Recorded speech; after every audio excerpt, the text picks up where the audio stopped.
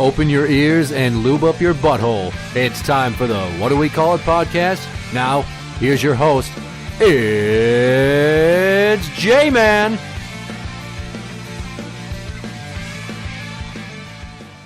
Welcome to the What Do We Call It podcast. I'm J-Man. And I'm number one fan, Tim. I am very pro-marijuana. I kind of am, too. What I am not is interested in this constant game of cat and also cat between federal and state law enforcement agencies deciding what to do about marijuana, because it leads to all types of bullshit where it's legal in some states, but then the federal laws are like, hey, motherfucker, it's still illegal, blah. Yeah, it's legal, but it's not 100% legal. Yeah. So, leads us to this story. Idaho State Police says it seized 6,701 pounds of illicit marijuana from a truck passing through the state last month. The Colorado company that bought the plants in Oregon says it's legal hemp, but the truck driver caught in the middle is now facing felony marijuana trafficking charges. See, this is the slippery slope. Yeah, rolling into the East Boise point of entry way station on January 24th, Dennis Palamarchuk's tractor trailer was stopped by an Idaho state trooper to conduct a routine inspection. Gallicanocus. The truck's bill of lading listed the goods being hauled as hemp. However, the trooper's training and experience made him suspicious that the cargo was in fact marijuana, not industrial hemp. You liar! So the officer opened up one of the 31 shipping bags in the rig and, using a narcotic identification kit, tested a sample that came back positive for THC, the mind-altering chemical in marijuana. A drug-sniffing canine also demonstrated a positive alert on the cargo. State police said Palamarchuk was immediately arrested and charged with felony trafficking of marijuana. Court records indicate that he spent 4 days in jail after the arrest. Jim Ball, the defendant's attorney, told CNN his client was released after posting a $100,000 bond. Idaho's mandatory minimum laws dictate that because he was carrying more than 25 pounds of what Idaho deems as, quote, marijuana, the truck driver, if found guilty, will serve at least 5 years in prison and pay a minimum fine of $15,000. So now truckers won't haul that shit. Well, so let me get this straight here. Let me scroll back up a little bit. Okay. Maybe you know this because you have some training in it. Yeah. However, the troops' training and experience made him suspicious the cargo was in fact marijuana, not industrial hemp. What is the difference between marijuana and industrial hemp? Yeah. I'm glad you asked, because I'm about to get to that. Oh, it's in the article? Okay. Hemp can't get you high. Marijuana and hemp are both different varieties of the same plant, Cannabis sativa. For centuries, hemp has been transformed into a number of products like rope, building materials, clothes, shampoo, food, and even beer. But there is no way to visibly discern a hemp plant from a marijuana plant, and for decades, states like Idaho and the federal government treated hemp just like any other cannabis plant. Hemp, unlike marijuana, cannot get you high because marijuana, while high in THC, hemp has extremely low levels of it. And federal law defines industrial hemp as a threshold containing less than 0.3% of THC. So the 2018 Farm Bill... Oh, where'd you go? Where'd you go? Son of a bitch. The 2018 Farm Bill made industrial hemp and all of its byproducts legal. A DEA spokesperson tells CNN that includes cannabidiol, or CBD, derived from industrial hemp.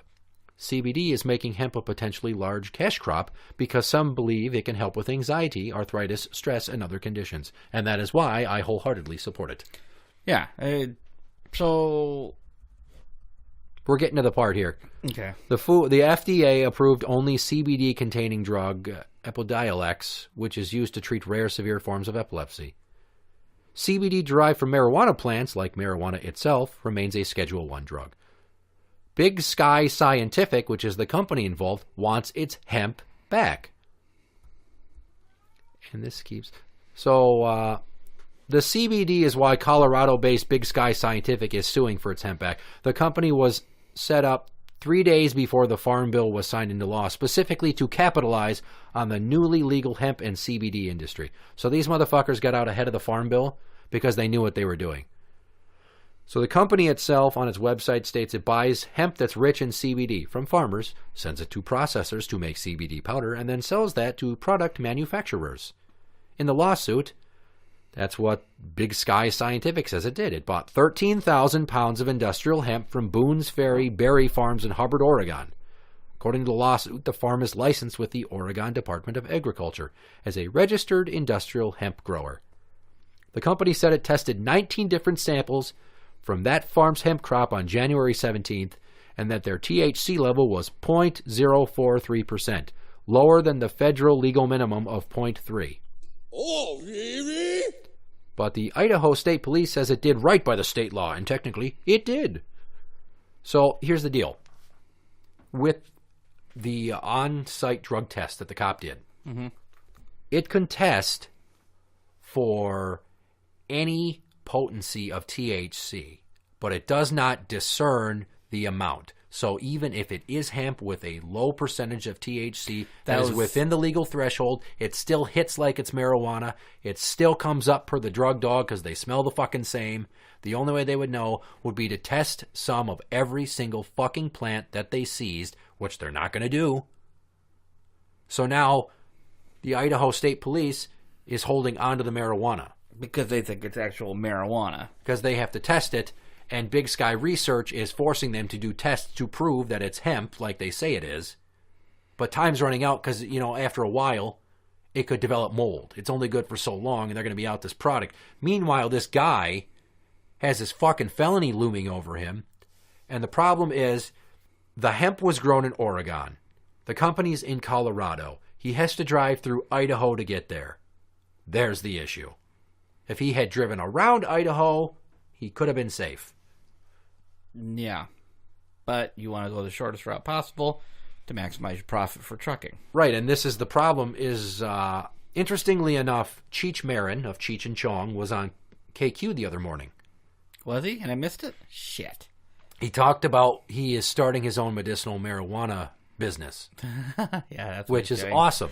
But what he said, as it relates to this, they didn't talk about this case specifically, he and Tom Bernard.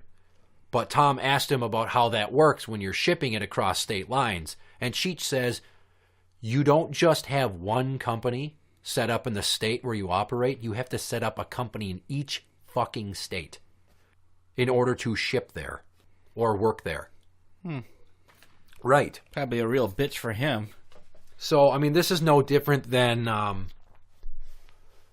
guess you could say, if prostitution was legal in lower Michigan, but not the UP. So you bring some Canadian whores across international borders into the UP, and they give a couple of Tom Flanagans there in the bathroom of a bar before you cross into the lower peninsula. Illegal prostitution in the UP. But going with this hypothetical, if they would have just waited and driven another county down and then sucked those gentlemen off for a reasonable fee, everything would have been fine. This is why I fucking hate this shit. That the episode we talked about state and federal powers. Yeah. Recently. It's absolutely idiotic to have a federal governing body that somehow tries to interfere with the states, which are supposed to have their own laws. Like Colorado has all the dispensaries now. It's a booming business for them. And you got the DEA coming in and robbing dispensaries blind. We're taking your product, we're taking your edibles, we're taking this, we're taking all the fucking money in the register, and there ain't shit you can do because you are peddling a state legal but federally banned substance. And who has the money, if they're a small mom-and-pop dispensary organization, to go and sue for all your shit back? Yeah. You pretty much have to cut your losses.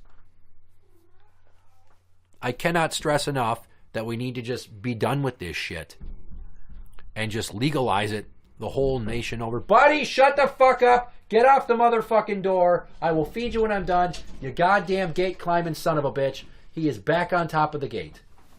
Fucking interrupt me on my soapbox talking about the devil's lettuce. Yeah. The devil's lettuce. This is the kind of shit that federal government shouldn't even be poking his nose in, whether or not a state wants a marijuana or not. Like, I laid out, I thought fairly clearly, what federal government power should be. Well, in this instance, they need to just let sleeping dogs lie. That's why I'm so wholeheartedly against the DEA writing the drug laws and enforcing them. There's no checks and balances there.